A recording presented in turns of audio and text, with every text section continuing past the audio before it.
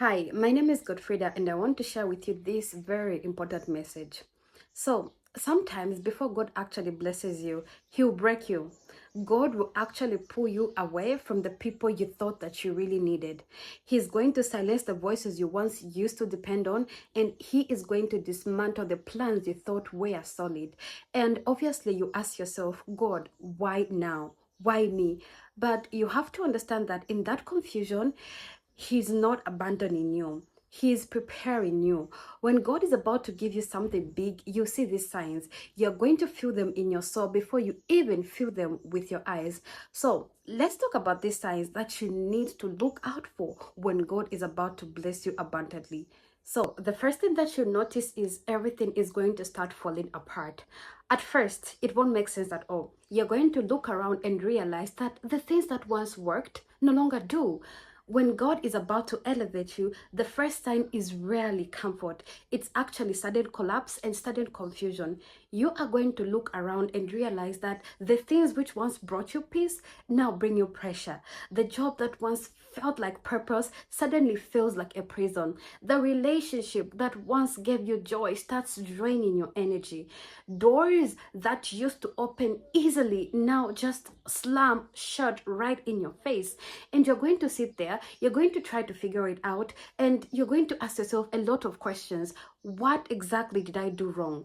You are going to try to retrace your steps. You are going to blame yourself. You are going to blame others and even ask questions. God, why me? Why is this happening right now? You have to understand that punishment is actually divine pruning. So when you look at the verse of John 5 verse 12, it reads, as I quote, "Every branch that bears fruit, He prunes that it may bear more fruit." So when we actually try to apply this in our lives, you see what usually happens is that when a gardener prunes a tree, right, it looks harsh. Branches are cut, leaves fall off, and for a moment, the tree actually looks wounded. But that's not actually the death of the tree, that's the development, okay? Because without pruning, the tree will grow wild, it is going to grow uneven, and it is going to go fruitless. Pruning hurts, but it's proof that you are about to produce something even bigger and something even greater. So, what I need you to understand is that when life starts breaking apart, don't rush to fix it, okay? Sometimes God Himself is the one shaking it loose. He is trying to remove the people, the habits, and the environments that were secretly holding you back, because elevation actually requires elimination. God won't let you carry dead weight into a divine season. He won't let you bring your Egypt into your promised land. And what you have to realize is that some doors are closing because they were never meant to lead you where you are supposed to actually go. When we look at the verse of Isaiah 43 verse 19, it reads, "Behold, I am doing a new thing. Now it springs forth. Do you not perceive it?" So it's not that you are unlucky, it's just that you've outgrown what once fit. You've prayed for more, but you forgot that more actually requires space. And to make space, God must first clear the room. So when the phone stops ringing, when friends stop showing up, when opportunities dry up, please do not panic. God, He is just trying to subtract something that actually hurt you. He is trying to subtract to multiply for you later in life. Just like a rocket before it actually launches, it must first drop its boosters to rise higher. The boosters aren't actually bad, they were just temporary. They served their purpose, but they can't survive in higher altitudes. What you think you are losing, God is simply replacing with something that can breathe to your next level. Romans 8 verse 28 says, "And we now know that all things work together for the good to those that love God." Sometimes everything has to fall apart so you can finally see what's built on God and what was built on convenience, because not everything that started with you is meant to finish with you. Some people were only meant to help you build that foundation that you needed, not to climb the tower with you together. So when the shaking starts, don't fight it. Let it break what it needs to break. Because the things that fall apart weren't strong enough to last the next storm anyway. And when the dust settles, you realize something very powerful. God wasn't tearing your life down. He was tearing down what was limiting your life. He was never trying to destroy you. He was trying to free you. Psalms 34 verse 19 says, many are the afflictions of the righteous, but the Lord delivers him out of them all. So please breathe. Trust the breaking, because when everything starts falling apart, that's when heaven is secretly putting everything in place for you. Let's look at sign number 2. You are going to feel restless and disconnected. You will start to notice it. You're going to feel a quiet unease deep inside you. Nothing's wrong on the surface, yet something just kind of feels off. Have you ever experienced that feeling? The music you once used to love doesn't just hit the same anymore.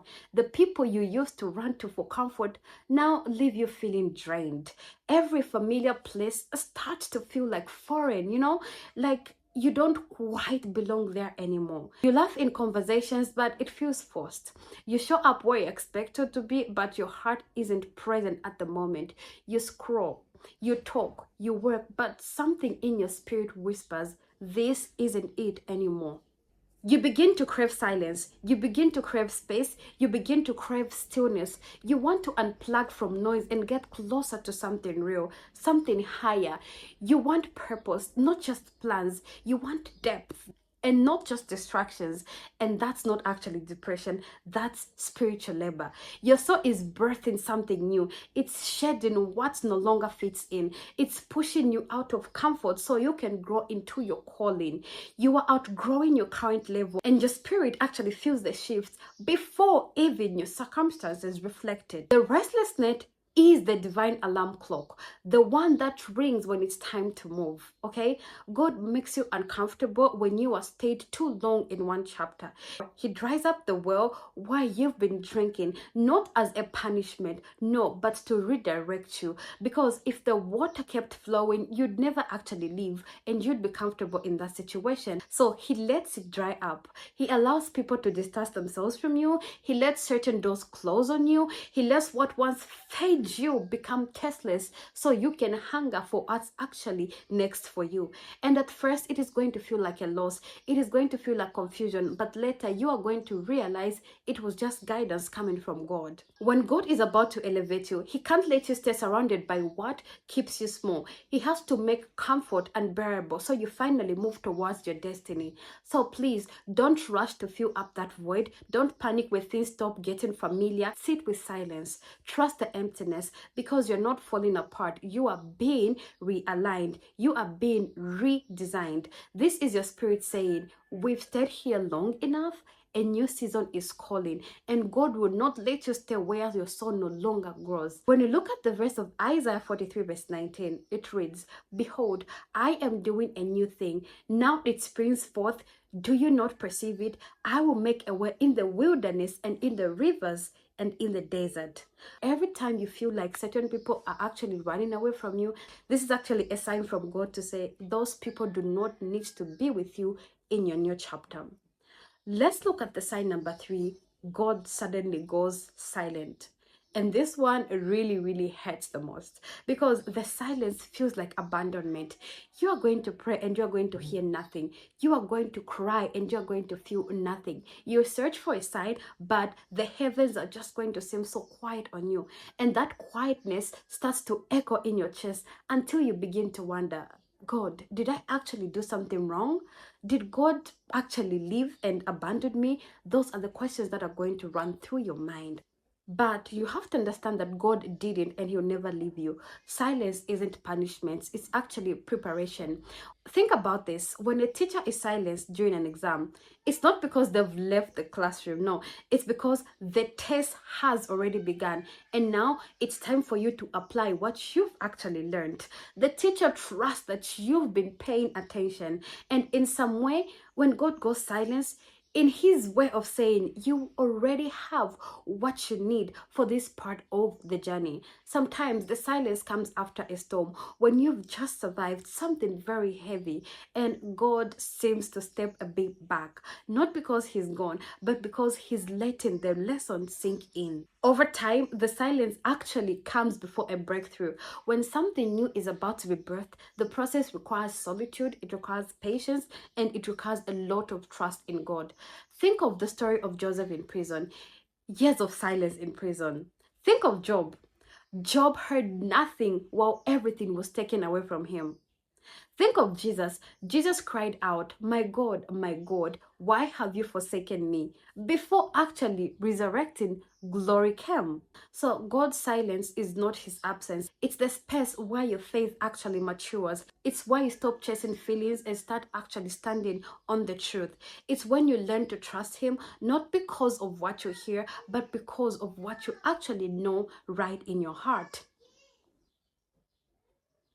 You will start to realize that faith isn't proven when everything feels clear. It's proven when everything actually goes quiet. That's when real growth happens. That's when you learn that trust isn't built through answers, it's built through endurance. So if God is silent right now, don't rush to fill the space. Don't assume he's gone quiet out of anger. He might just be waiting for you to use the strength he already gave you. Because sometimes heaven's silence means you've matured enough to walk without constant reassurance. It's like you've been trained, you've been prepared. Now it's time to walk by faith and not by sight. The book of Psalms 46 verse 10 says, "Be still and know that I am God." So please trust in God when he stays in silence. Trust me, God is never sleeping. He is always awake and preparing something great for you. So let's look at the sign number 4. Old habits start losing power. This is very powerful. So when you're on the edge of elevation, your desires start to change. The things that once satisfied you, the gossip, the Bessie fights, the shallow distractions, they start to feel empty. You don't even force it, you just don't find joy in them anymore. That's actually what I call spiritual detox. God is cleansing your appetites so that when he feeds you the next blessing, you recognize its real nourishment. You are being prepared for a higher frequency, and that means some things must just actually fall off your spirit in order for you to go in the next chapter. Number 5, unexpected isolation. When God calls you to the next level, he doesn't make a public announcement. There is no trumpet sound, there's no spotlight moment or something like that. He simply starts separating you quietly and subtly, and in the way that often doesn't make sense at all. People you thought were permanent start fading away. Plans that once felt solid begin to crumble. The group chats actually go silent. The phone barely rings, and you find yourself walking a road that suddenly feels very, very lonely. It doesn't feel like elevation, it feels like exile to people. You ask, God, why does it feel like punishment? But it's not actually punishment, it's protection from God.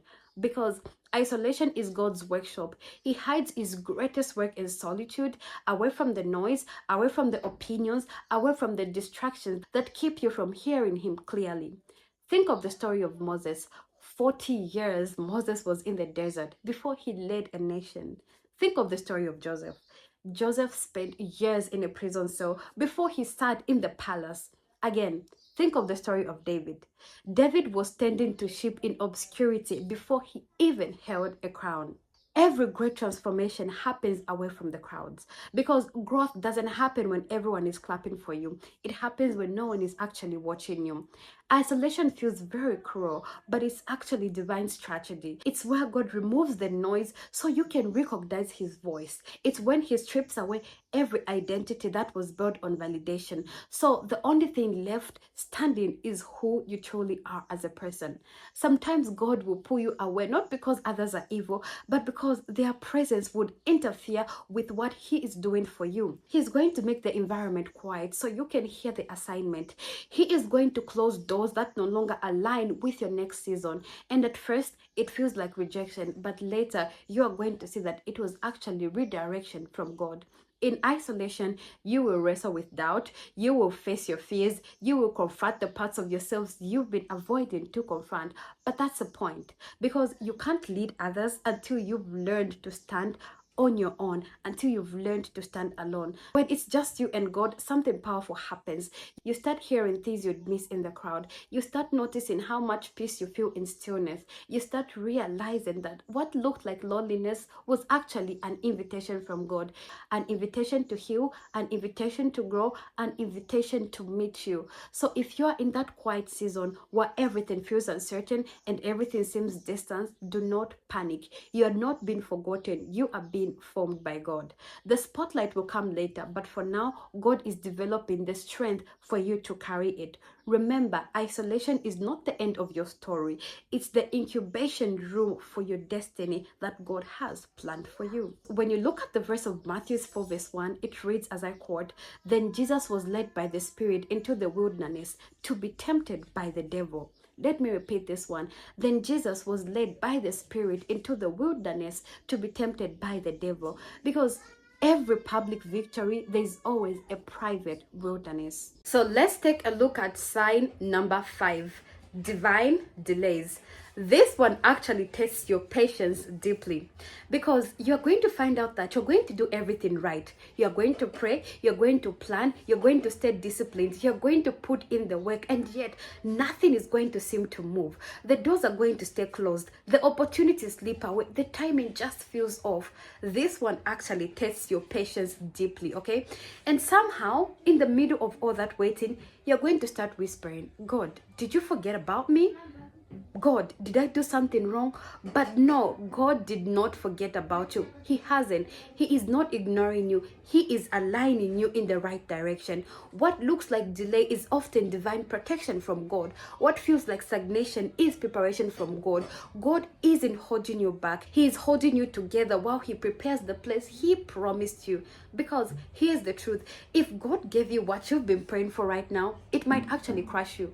Blessings come with weight, and He's strengthening your spirit so that when that blessing comes, you can carry it without breaking. You are not being denied of everything. You are being developed by God. Think about it for a moment. Joseph had the dream at 17. But he didn't see his dream fulfilled until 30 good years later. Let's take a look at another example. David.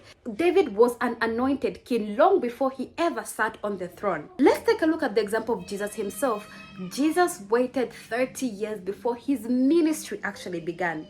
So, every delay had purpose, and every waiting season had weight, and the same thing applies to you right now. What you have to understand is that God is more concerned with your capacity rather than your calendar. He wants to make sure that when you get what you've been asking for, it doesn't destroy you.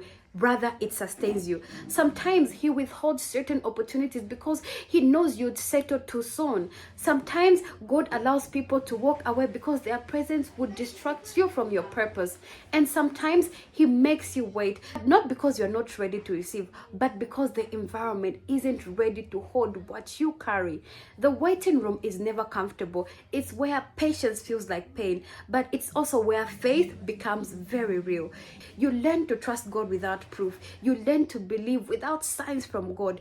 You learn to keep walking even when you can't see the destination, because God's timing is rarely rushed, but it is always right. He's not just preparing the blessings for you, God is preparing you for the blessing. He's shaping your character. He's deepening your roots. He is strengthening your endurance, because elevation without foundation leads to collapse. That is why God actually takes His time. He knows that greatness born too soon becomes distraction in disguise. Remember, diamonds don't form overnight. They are created under pressure, over time. And just like diamonds, your process may be hidden, but your shine will never be undeniable. So if you're in that season of divine delay where prayers seem unanswered and time feels wasted, don't lose heart. God hasn't forgotten your name. He is just perfecting your story. When you look at the book of Habakkuk 2 verse 3, it reads as I quote, "Though it tarry, wait for it, because it will surely come.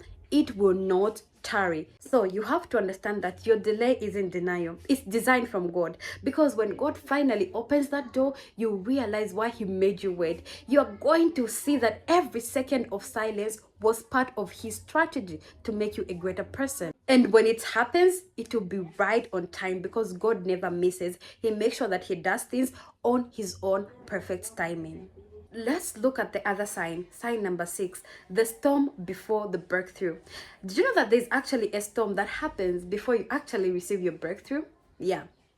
Right before your biggest blessing, everything intensifies. The spiritual warfare gets heavier, the pressure multiplies, the attacks increase, because the enemy doesn't fight what isn't threatening. If you feel everything is coming at you, congratulations, you are close. Did you know that hell only throws its weight at those who are about to shift their dimensions? Exactly. Do not run and do not fall. The same God who let the storm rise is the same God who controls the wind and the waves. He's not trying to drown you. He's teaching you to walk on the water. So please prepare for that storm, and you are going to pass through that storm. The same way that God prepared you is the same way God is going to get you out of that storm.